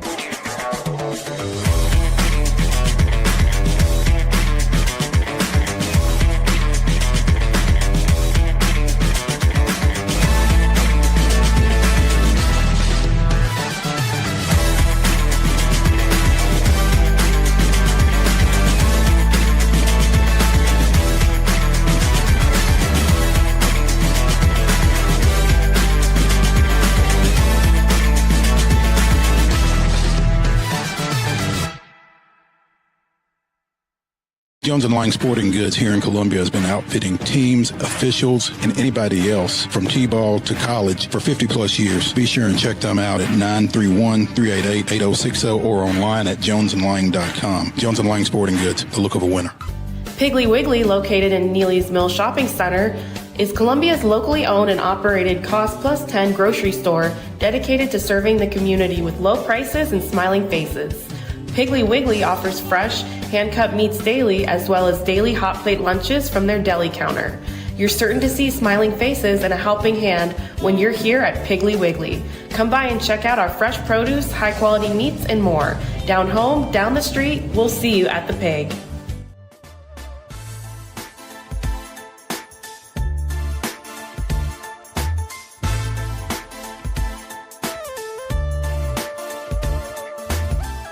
Welcome back into the weekend warm-up edition of Main Street Sports Today, presented by the Tennessee Orthopedic Alliance of Columbia. That's Wade Neely. I'm Maurice Patton. Joining us now from GoVols 24/7 is Ben McKee as we get set to talk a little UT athletics. Ben, good afternoon. Good afternoon. How are y'all? What's up, We're Ben? doing well, man. Appreciate you taking some time with us today. When I reached out to you, I was anticipating talking about the Tennessee-Arkansas series as it got ready to start. I forgot that they started everything on Thursday since this is the final weekend of the regular season. But we get to talk to you after a win, at least, because Tennessee went over to Fayetteville and took care of business last night. How big a shock was that? It was a decent one. I actually had better vibes than some going into the weekend. Not that I thought they were gonna win last night, but I guess I thought Marcus Phillips would respond the right way. I thought this team was starting to turn a corner, even if the win column didn't suggest that. I feel like some guys were starting to come together, and when that happens in the sport of baseball, obviously that benefits the team as a whole. And I think you saw that on the mound last night. People have gotten caught up, and rightfully so, in base runners stealing against Marcus Phillips, but have kind of forgotten that his stuff has been really, really good. Like when you're just looking at the pure pitching of it, Marcus has been really good this year, and he's been their second best pitcher. Unfortunately, he's dealt with issues in the running game, and boy, did he correct that last night. Now, Arkansas doesn't run a lot, so I kind of felt I was interested to see if they would run more than they typically do, given who was on the mound. But Marcus did a really good job of controlling his running game, or controlling the running game. If you listen to the broadcast, you heard Chris Burke go into great detail about what corrections he had made and why he was doing so more successfully this time around. He did pick off what felt like 1,000 times. I think the official count was 20. Maybe 21 right before he got pulled there in the fifth inning. And pickoff attempts can help, but he was varying his looks over to first base. He was varying when he would pick off, come set and immediately pick off, or take a breath and then pick off, two breaths, and so on and so forth. And then most importantly, he was quicker to the plate. Now, he wasn't breaking any world records or anything, but it was a significant difference in which the base runners could not time him up. So I felt like he would turn a corner, and he did that. And then A.J. Russell, I thought he looked good against Vanderbilt. You saw the best of him. The velo did die around 40 pitches, which is concerning, but you still got a couple of really good innings from him. He helped Marcus and Dylan Loy work out of a jam. D-Loy gave up a home run last weekend. He comes in and picks up a big strikeout in the lefty-lefty matchup. Tanner Franklin comes in and gets a fly ball to left with the bases loaded. Nate Snead didn't have his best stuff, but the offense kind of picked him up You've seen some guys in the offense start to come to life of late. Dean Curley starting to turn a corner. I don't think we're talking enough about how consistent and how good Dalton Bargo has been. And then you have some guys at the bottom of the lineup, like a Cannon Peebles, who shows up in big moments. You had your freshmen have big moments with Levi Clark and Manny Marin last night. So I know the end result of the Vanderbilt weekend, the Auburn weekend, it wasn't what you want. It didn't end up in the win column, but I felt like they were starting to play better baseball, cleaner baseball in a lot of areas, and they pieced together a complete game last night, and now you feel really good because you got Liam Doyle going for the series win tonight, and it would be a massive series win for Tennessee. Obviously, you want to play better going into the postseason than you have, but Tennessee on the outside looking in of hosting that opening weekend, and if you find a way to win one of these next two games, I think they will be hosting that opening weekend of the NCAA tournament. Ben, I want to go back just a second to Marcus Phillips because we've spoken with you, we've spoken with Chris Lee, with Southeastern 16, with other folks about the issues that he has had with base runners. You know, Kentucky ran wild against him a few weeks ago. Other folks have had much success stealing bases. What is it that he was doing? Because I've not had a chance to watch as much UT baseball these days as I would have liked, particularly when he was on the mound. But what has been the issue? Just has he been so focused on the plate that he ignores guys, or what exactly was going on, and how did he address that last night? Two simple things. I think he was neglecting the base runners more than he should have, and that's not all Marcus's fault.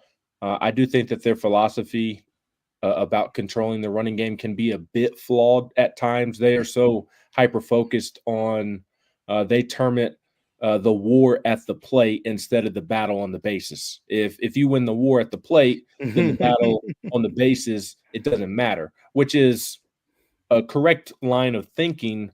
But I think that you can't be so gung-ho on that 24/7 because anybody who has ever pitched before, if there's a runner on second base, a runner on third base, if you have RJ Austin from Vanderbilt on first base who you know can really run, that's going to mess with you mentally. And so, and if it's messing with you mentally, then that impacts your ability to execute your pitches at the plate. So I think there's a bit of neglect there, just thinking that, okay, I'll get the hitter out and this base runner won't matter. But I think the base runners were, I think, just as important. It was affecting Marcus. I think it was also affecting the defense. And that's why you were seeing them botch ground balls or fly balls. Fly balls haven't really been the issue, but you've seen some issues kind of all over the infield. And I think part of that is because the defense has been on their toes so much, they don't really know what to expect with the other team's running game. And then they're trying to focus on fielding the baseball cleanly. There's just a lot going on mentally there. So I think there's neglect there, and some of it on Marcus. I think also some of it being the Tennessee coaches allowing him to kind of think in that manner to a certain extent. And then he was just slow to the plate. I mean, it's that simple. He's just slow to the plate. And Tony Vitello did come out after the Vanderbilt game. He allowed 8 stolen bases to Vanderbilt. It really, you had Liam Doyle, Hunter Ensley that Friday night against Vandy. Big time heroics. You take the series opener. You're feeling good. And then Marcus Phillips comes out and allows Vandy to steal 8 bases. And it seemed like Tony was alluding to, he felt like Marcus allowing that to happen, although you don't pin the series loss on Marcus, obviously, because the guys that played on day 3 in game 3 could have played better, or somebody could have picked up Marcus in game 2 on the back end of it. But he felt that kind of, it drained the energy that Liam and Hunter set the night before, and Tennessee wasn't able to rebound from that. So he kind of called him out, which is uncharacteristic of Tony. I don't recall a time of him calling out a player in his post-game press conference, but I think he knew that Marcus could handle it. I think that he knew that in his mind, he's pressing all the right buttons. He would respond to it the right way. Marcus is a great kid, a great teammate. He works really hard. Like, he'll take it in stride, and he'll use it as motivation. And so I think you saw that kind of play out, but also that they have been working on it. And I think that's where the frustrations lied within that Vanderbilt loss. Is it had been emphasized to him that, hey, you need to be quicker to the plate. They had also been working on it throughout the course of several weeks, and nothing was changing. And I think it reached a boiling point, and So it was a bit of neglect. It was a bit of just simply being slow to the plate. And I think last weekend it again reached that boiling point of Marcus realizing, okay, I've really got to change something here. And credit to him. Not that he's all of a sudden going to be the Andy Pettit of right-handed pitchers picking off base runners left and right now, but now teams theoretically should not be running freely on him. And credit to him for making several adjustments, both physically, but also mentally to correct some things there. Been more from the fan base perspective of this than anything, but given the struggles of Tennessee, and the word panic meter was mentioned, multiple times over the last couple of weeks. Already winning one game, if they win a second, if they win all three in this series, can you kind of maybe put into words? Do Vol fans completely forgive what we saw the last 2 months based on the opponent and based at the time that they can win this series in your mind? I don't know it's as much about forgiving because the head coach just won a national championship. It's more in a slight sense. Maybe I'm just trying to curious. How big will Vols fans' heads be is a different way to maybe ask that strutting into the SEC tournament next week. Absolutely. I was going to say that I think it gives them a lot of confidence. They have not had a lot of confidence in this baseball team, and rightfully so.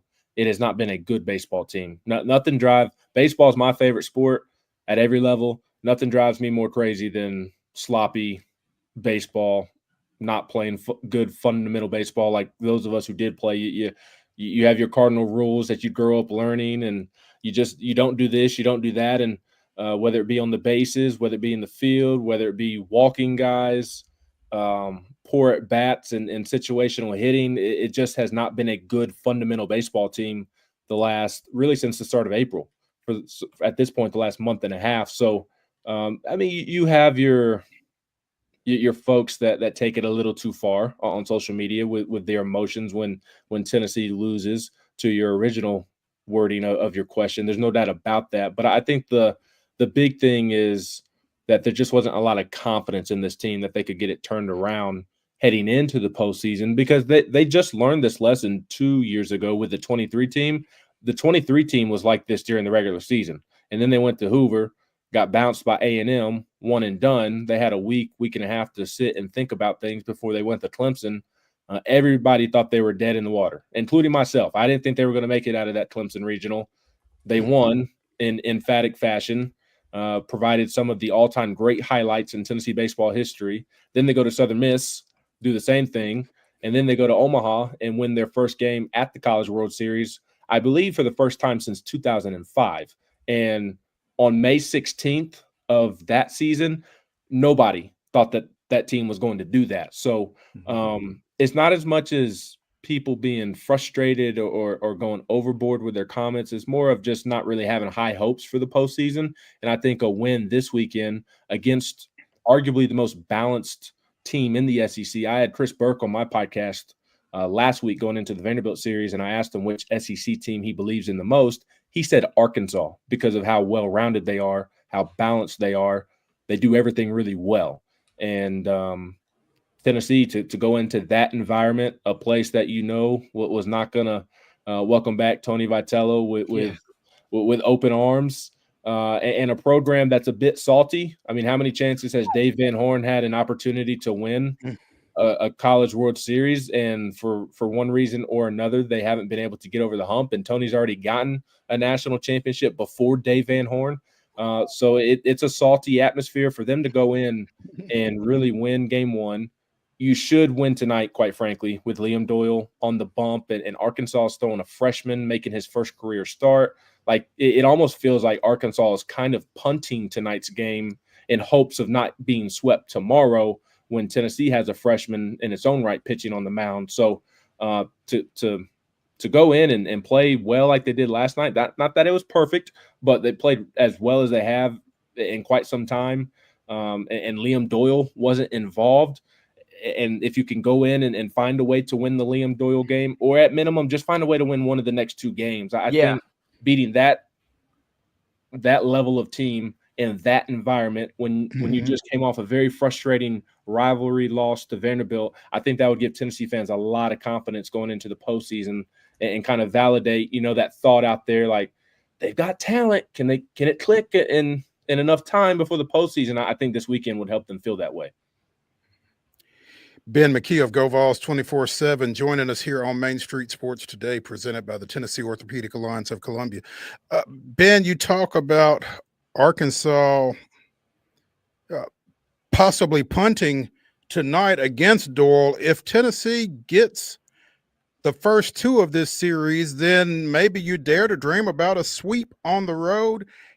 And how big is the double bye, and where would Tennessee sit with a series win or, God forbid, a sweep in terms of that? Well, in regards to the NCAA tournament, I think if you were to sweep Arkansas this weekend, I think you're in really solid position to host a super regional and be a top 8 national seed. It's kind of an exact science. It's not an exact science. Depends on who you talk to. The feeling is that if they can get one more win, whether it be at Arkansas this weekend or even in Hoover at the SEC tournament, but certainly a series win at Arkansas, so one more SEC win, that you would without a doubt host a regional, be a top 16 national seed, without a doubt host.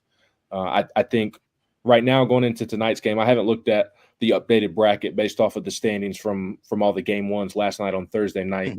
But I believe they're still would, if the tournament started today, they'd play on Wednesday and get the single bye, which would be important.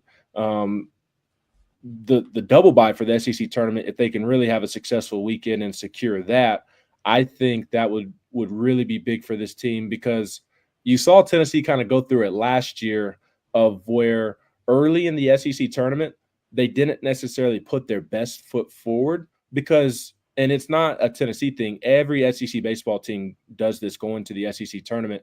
You're not going to throw guys outside of when they typically throw. Like Liam Doyle is not going to throw on a day that he hasn't all year long, or Marcus Phillips or whoever, because the emphasis is to win in the NCAA tournament, not the SEC tournament, especially like last year for Tennessee. Like you've been to the SEC tournament title game twice before last year. You had won it once.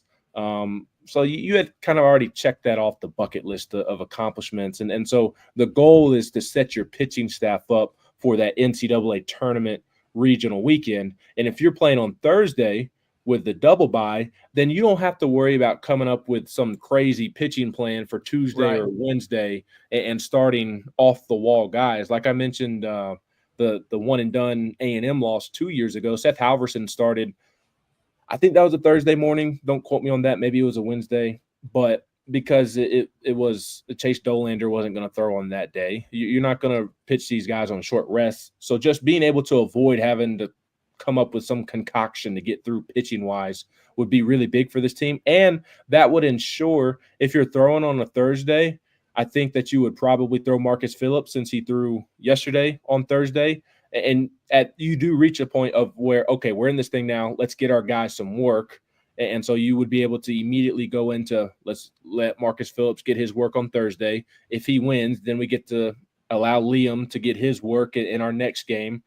So it's big to secure that double bye and even the single bye, just because you're not having to throw guys kind of out of order in terms of when they pitch in the week, and kind of save their arms and rest up and prepare correctly, responsibly for the NCAA tournament, which we know is where you make your money this time of year, especially when you're established like Tennessee is. So I think the more important thing is trying to find a way to lock up a top 8 national seed for the NCAA tournament, which means that if you were to make it through a regional weekend, if you're a top 8 national seed, then you would be hosting that super regional, and you'd be playing a best 2 of 3 series to go to Omaha, like we saw Tennessee do with Evansville last year, LSU in 21, Southern Miss got to host Tennessee in 2023. That would be huge with how Lindsey Nelson Stadium is a hornet's nest. And so all that to say, I think Tennessee's one win away from saying, okay, yeah, we've got a regional weekend locked up.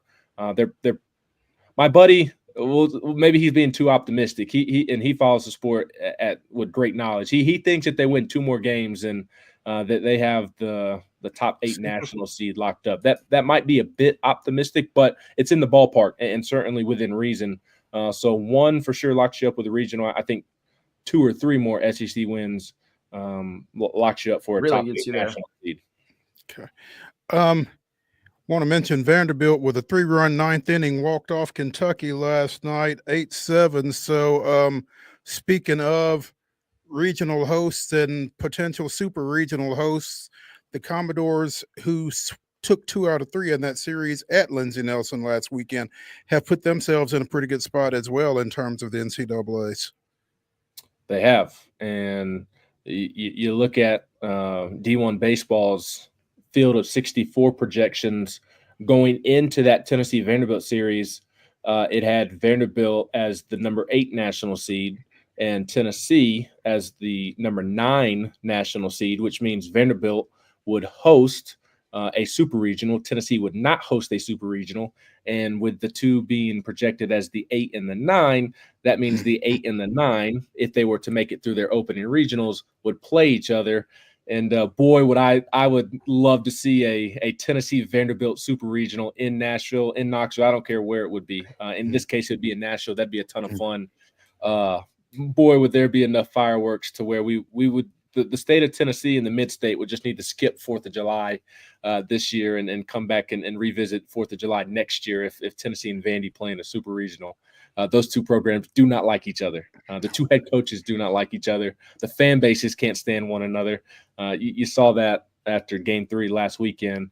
That would be a lot of fun, but that was also, again, like I said, going into the Tennessee-Vandy series, and Vandy has since won. I didn't see exactly where they were in this week's projections. I was only paying attention to Tennessee, to be quite honest. But they won the series. I imagine they got bumped up a couple of spots in that top 8 national seed, and then they're on the cusp of picking up a nice series win over Kentucky as well. Now Tennessee did get bumped out of that top 16 national seed, like I mentioned. So if they were able to get back into it with a series win at Arkansas, I'd be curious to see where they would be slotted, because they went from number 9 national seed to being out of contention to hosting a regional and being like the first team out of that top 16 and on the road and heading to Morgantown to play in West Virginia. So I would they just like kind of sneak back into the top 16 and be in that 14 to 16 range? I think a series win at top 10 Arkansas probably puts them back about where they were going into the Vanderbilt series. So I don't know. My point is I don't know if they would still align at this point, but knowing how the selection committee works and how they like to set up matchups with basketball and baseball, I would imagine. I think there's 2 likely outcomes that Tennessee, wherever it ends up, whether it's hosting, whether it's not hosting, I imagine there's a connection to Florida State or Vanderbilt in there to get to Omaha, because Florida State's in good positioning as well to host through super regionals, if I'm not mistaken. And I can see somehow Tennessee linking back up with Florida State after all the Blake Burke drama last year. And then Tennessee Vanderbilt speaks for itself. And those are relatively regional trips for each team. Clemson in the mix once again. Could we see another Clemson rematch? Would they want to send Tennessee back to Clemson so quickly? But I Clemson want them to send Tennessee back. So the better question. Yeah, I bet Clemson doesn't. But especially with how Tennessee baseball seems to play better on the road than they do at home. But we'll see. Last year they had it set up to where if Evansville and East Carolina doesn't do what it did to Wake Forest in the East Carolina regional, Chase Burns is coming back to Knoxville. And I don't think that was any coincidence. So I imagine we'll see something similar this year. Yeah. Can you imagine the secondary market for a super regional with Tennessee at Vanderbilt? I'm just glad that I get a media credential, because if not, I'd be watching from the house. I don't make Maurice Patton money, so I'd be watching it at the house. Dude. Stop it. Ben McKee of Go Vols 24/7 joining us here on Main Street Sports today. 2 things. 1, Tennessee softball. Speaking of one and dones, ousted from the SEC tournament last week by Arkansas, taking out some frustration on Miami of Ohio. An 11-run 3rd inning. They lead the Redhawks 17-0 in the 5th. Savia Morgan with a pair of runs, the former Columbia Central standout. Laura Mueller, the ex-Forest, ex-MTSU standout, 2 for 2, 3 runs, 4 ribs, and a home run. They have hit 4 home runs off of Miami thus far. Apparently, they had a lot of pent up frustration.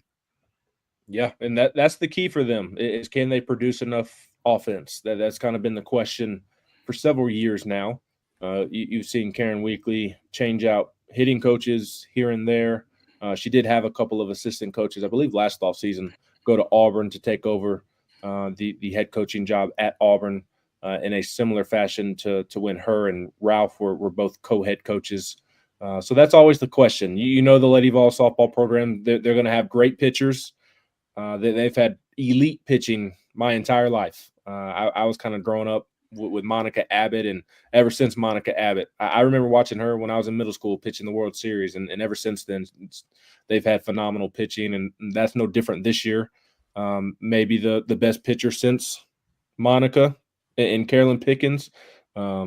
It's fun to think about the fact that she still has one more year of college because she should not be allowed to pitch another season of college softball with how dominant she's been this year. And they have other pitchers who have really produced this year as well. But obviously she's the face of the team. So you know they're going to pitch, you know they're going to play defense. It's all about the hitting. And that's kind of been Karen's talking point, it seems, the last couple of weeks when I've tuned in and heard the broadcasting crew referencing her interviews is that she's got to find a way to get this offense going and spark some confidence. And you would hope that today it is Miami of Ohio. If you're the Lady Vols, you're supposed to do that to them. But North Carolina, Ohio State, are you going to be able to replicate that offensive success? That's what it's going to boil down to. If the Lady Vols hit, then they'll be back in Oklahoma City. If they don't, then they're going to come up short once again. Ben, why am I hearing Tennessee and Adidas in the same sentence? Because they don't have a good Nike deal. Nike has not treated them the way you would think Tennessee's brand should be treated. I believe Nike is paying Tennessee just over $1 million a year for about a decade or so worth of contract in terms of length. And so, like, I know Adidas is Adidas. I'm not a big Adidas guy. I prefer Nike. If it were up to me, Tennessee would sign with Jordan, and they'd be rocking and rolling with Jordan. But we live in a world where every penny matters, every dollar matters. And if you look at some of the Adidas schools, and some of them are making 10 million plus a year, and Nike does not prioritize you. They prioritize Oregon and Ohio State and Alabama and Michigan. I know Michigan's with Jordan, but I think that was kind of based off the Nike stuff. But like there's a lot of other schools. There's a lot of schools that are under the Nike umbrella, and there's a lot of schools ahead of Tennessee that Nike prioritizes over Tennessee. So if they're only going to give you $1 million, just over $1 million plus per year, and Adidas is willing to come in and pay you a nice fat check in a day and age where you need every penny that you can get. Like I know for fans, like you don't want to deal with Adidas, you don't want to wear Adidas. I totally get it. Would you rather? But here's the other thing: is there are other clothing brands that has teamed up with Tennessee, Cutter and Buck, Lululemon. Now you're talking. Homage just dropped a real nice package of Tennessee gear for Tennessee fans. That's real nice. Like, you don't have to buy the Adidas. So like I know the going away from Nike and the look of it, and there's some nightmares that are being relived because there were times where Adidas did not get the right shade of orange correct, and jerseys didn't look good. I get all of that. Did they not win a national championship in Adidas uniforms though? They did. Last time football, they did. Okay. And like if you're into that sort of thing, that's the way I'd spin it. At least if you're looking for some shred of positivity. Yeah, the last time football won, that they were in Adidas. Same with the Lady Vol basketball program with Candace Parker, and Candace Parker way up in Adidas right now. So, like, I get it. You don't want to wear Adidas. You don't want to see Tennessee wearing Adidas. But in a day and age where NIL is a huge factor, you need every penny, you need every dollar. we're not talking about a difference in $1 million in terms of contracts, unless Nike kind of comes out of nowhere and ponies up and is willing to pay more than it has in the past. Then you take the money, quite frankly, because and the other thing is like you have seen other athletes get Adidas deals out of the school's deal with Adidas. So like you think Faison Brandon, the number 1 overall player in the country for 2026, the 5-star quarterback from North Carolina. Right. You don't think he he probably doesn't want to wear Adidas, but do you think he wants to get a paycheck from Adidas? I bet he would. So Tennessee wants more money. I mean, that's what it boils down to. And I think Adidas is willing to give a lot more money to Tennessee than Nike is. And that's really important in today's era. There you go. If it don't make dollars, it don't make sense. Ben McKee of Go Vols 24/7 joining us here on Main Street Sports today, presented by the Tennessee Orthopedic Alliance of Columbia. Ben, as always, we appreciate your insight. We appreciate your time, and we appreciate you, and look forward to catching up with you here soon. Absolutely. We know what makes the world go around. No question. So I appreciate y'all. Y'all have a great weekend. Thanks. You too, man. Ben. Let's take a quick break. Let's come back and wrap up the weekend warm-up edition of Main Street Sports Today, presented by the Tennessee Orthopedic Alliance of Columbia. We'll be right back.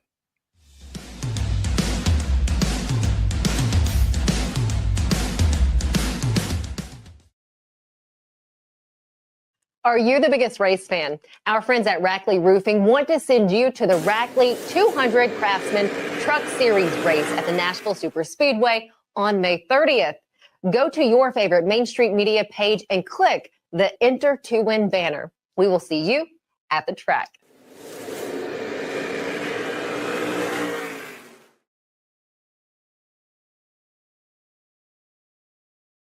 Being in Tennessee, we wanted to try to keep it as local as possible, so we have an entire section of our menu that is just dedicated to local whiskeys like Uncle Nearest, Jack Daniels, of course, George Dickel, Nelson Brothers, Greenbrier Whiskey, and all of our taps are all local. From 2 o'clock until midnight, we've got food every day for you guys. A good handful of appetizers, some entrees, and a couple salads and things like that. My name is Ethan Kanata. Please come down and see us at the PIC Lobby Bar here at the Omni in Nashville. At Delta Dental of Tennessee, we know our success begins and ends with providing superior quality service, and that includes serving those who need it most. This year, we're celebrating 25 years of giving back to the community we call home. Delta Dental, along with our Smile 180 Foundation, supports Tennessee's dental colleges and oral health education, children's hospitals, free and reduced cost dental clinics, and other like-minded charities. Here's to the next 25 plus years of ensuring healthy smiles.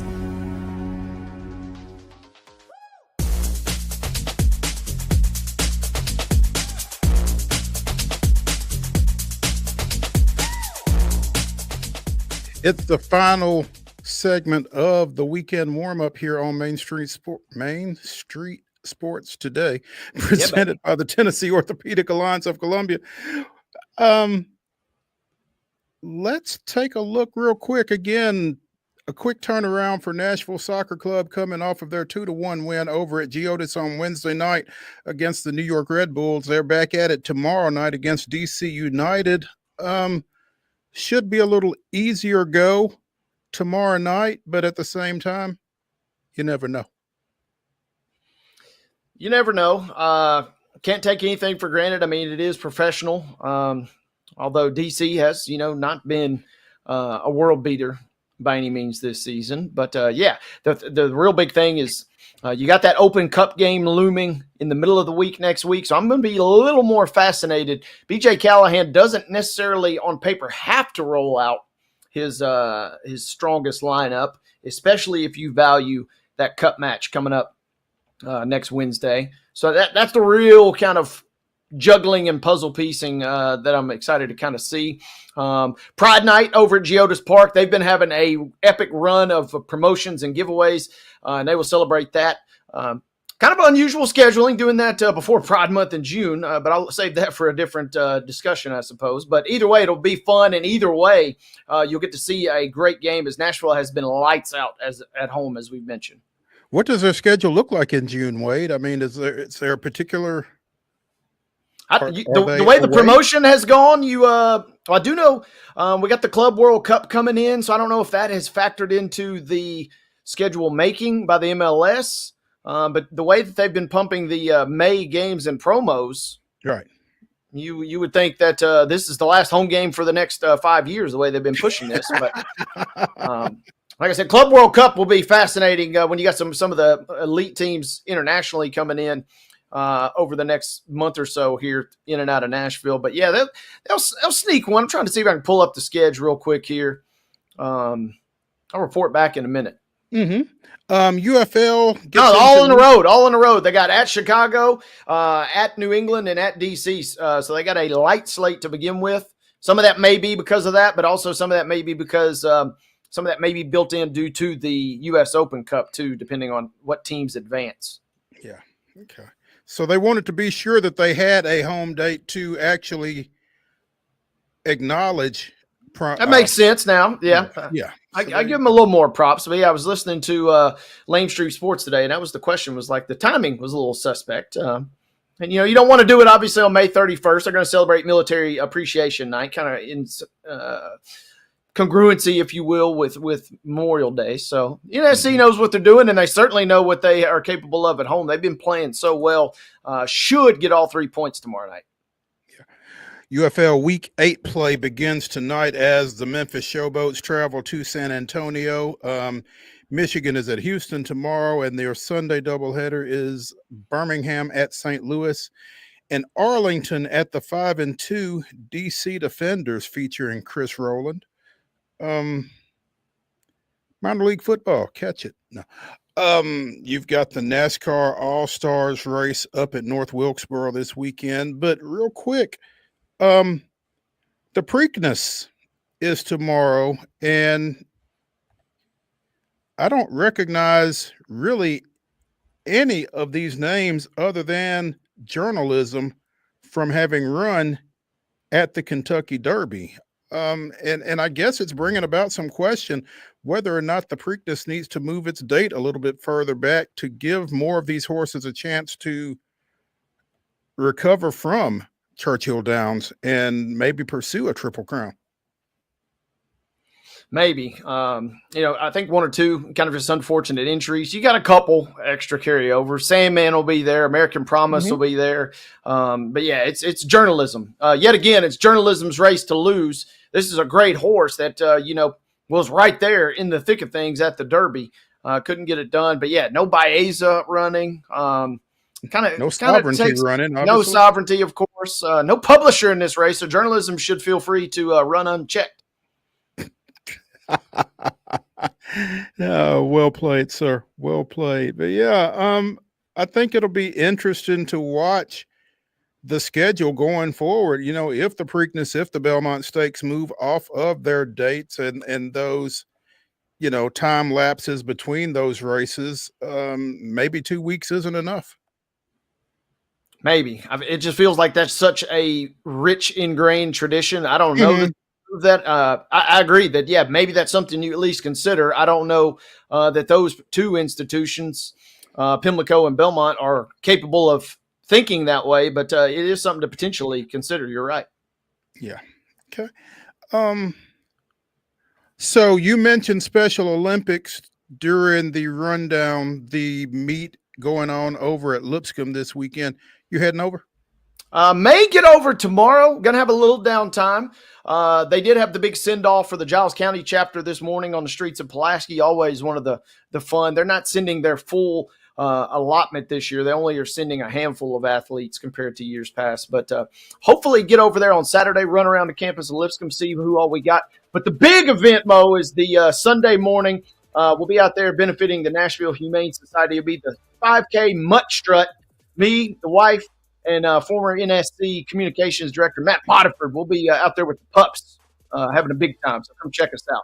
Sounds like fun. That's going to do it for the weekend warm-up edition of Main Street Sports Today, presented by the Tennessee Orthopedic Alliance of Columbia. Come back Monday, our only live show next week, as we will be yielding to Spring Fling HQ for the rest of the week. But we'll see you at 2 o'clock on Monday. Join us. Have a great weekend.